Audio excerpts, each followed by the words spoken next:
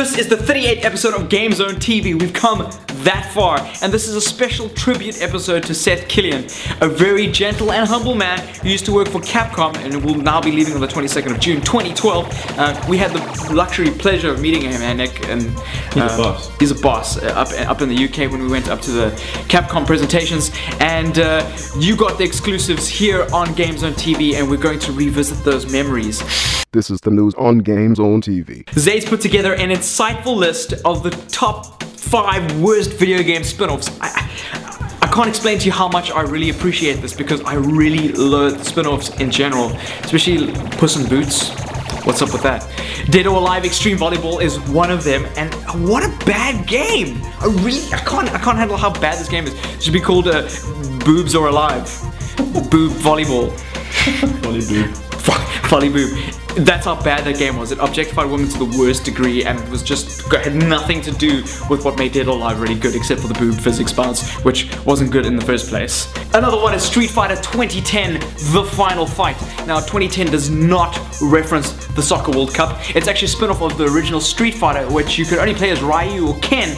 But when you actually got into it, they thought it was a great idea to make it a side-scroller and then have Ken be this crazy scientist made of robot parts and kicking alien ass, and it's just not the Street Fighter we care about, and Seth Killian would be so bleak. Carrying on in the beat-em-up theme of this episode, Nina Williams from Tekken got her own spin-off in a series called Death by Degrees. The game initially was a great idea according to Zayd, but at the end of the day it just fell completely flat and is good for me to poop on. George Lucas is famous, or infamous, shall we say, for destroying the Star Wars name across many different media forms and just milking it from every different scent that it could possibly get. The one game that many people don't know about is Star Wars Masters of Teräs Käsi. Masters of Teräs Käsi. You see, I can't get these complicated, stupid Star Wars names. It's a beat 'em up like Street Fighter, which is ridiculous because in the Star Wars universe, all you need is a lightsaber and the Force, and then it's over.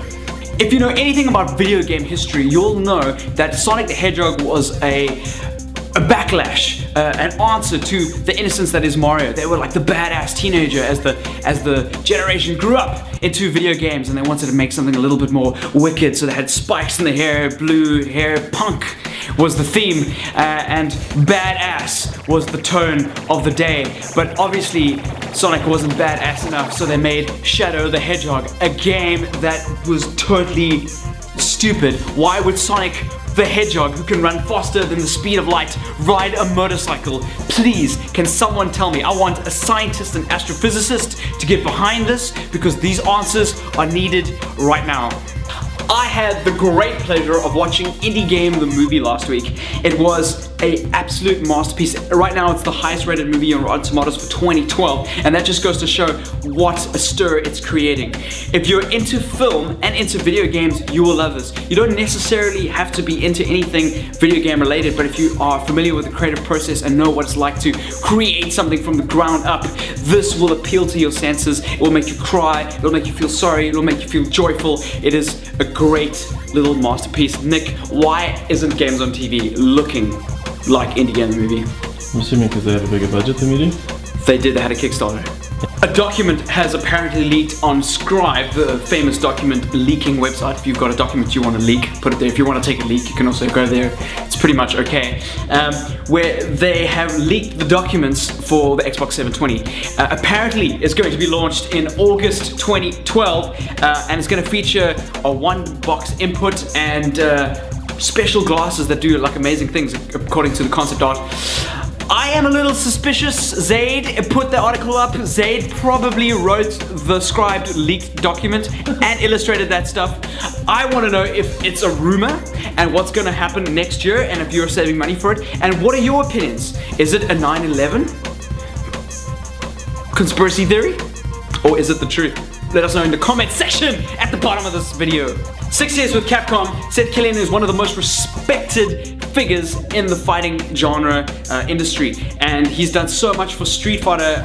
You won't even begin to imagine. A lot of people see him as going under the radar and not knowing what kind of impact he's done for that community and as a community manager. And it's quite sad to see him leave, but we wish him well on his new endeavors. And here's some video footage of us when we met with him in London last year. I'm standing with Seth Killian from Capcom. He is the combat advisor on multiple titles in the Capcom range. Can you just quickly describe what that is for the viewers? Oh, I get to float around and say what's working, what's not, what's too strong, what's too weak, who needs to have bigger fists, smaller feet, faster, whatever it might be. What's it like working on a game that has such a long, rich history and culture? And how do you keep appeasing the fans? Well, for me, it's, you know, games like Street Fighter and Tekken like have this history, but it's a history that I grew up in, so I've been playing my whole life. So for me, that's how I found my way to the company, and it's really an honor. And the thing that's bonded me to the game the most has been the other people that play the game and who make up that culture. So for me, it's very easy to just think about my friends and the kind of thing that they'd want to see, and trying to do right by sort of my childhood dreams for the franchise and the things that I know that everybody else that loves the game would love to see happen. So it's really an exciting opportunity. And we swing for the fences as much as we possibly can because, you know, there's so many people around the world who love the game in such a deep way, and, you know, from tattoos to music to cars to naming their children to the game, and just coming together in tournaments and playing one another and really bonding. So we try and respect that at every turn and support it with decisions in games that, you know, really respect the competitive community. Do you have any advice for aspirational developers or game designers?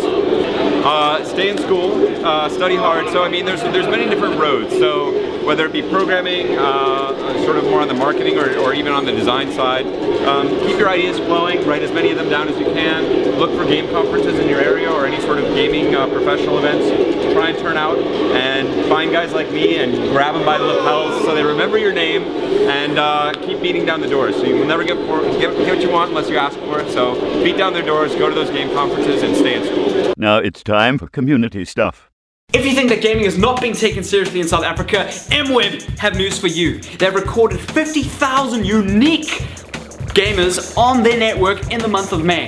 Now that's 35% up from June 2011. That just goes to show how many guys are actually spending time playing online, and that's across platform. That's on Xbox Live, that's on PC, that's on PlayStation, and that just goes to show what amazing impact gamers are having and that the growth is there. So let's see what it's like next year and next month, and get your buddies to join and play online. Gamers Are Better is growing from strength to strength. In an article that you can see down below, Clan ASF and MWeb have been busting their gut training some of the best Battlefield 3 players in the country, and that just goes to show that people are keen to learn and want to grow. I just want to say a big shout out to Juan from Vake for writing that article. You was the best. Thank you for watching this week's episode of Gamezone TV. We hope, Nick and I sincerely, that this has made you a better South African gamer as a result of spending the couple of minutes with us. If you want to be a better Battlefield 3 player, make sure that you join GIB and Gamers Are Better. That just ups the competitive level of gaming in this country and ensures how serious you are, and it gives you that competitive edge. And you get trained by top members like ASF. They're a great clan, and it's great to be a part of all that.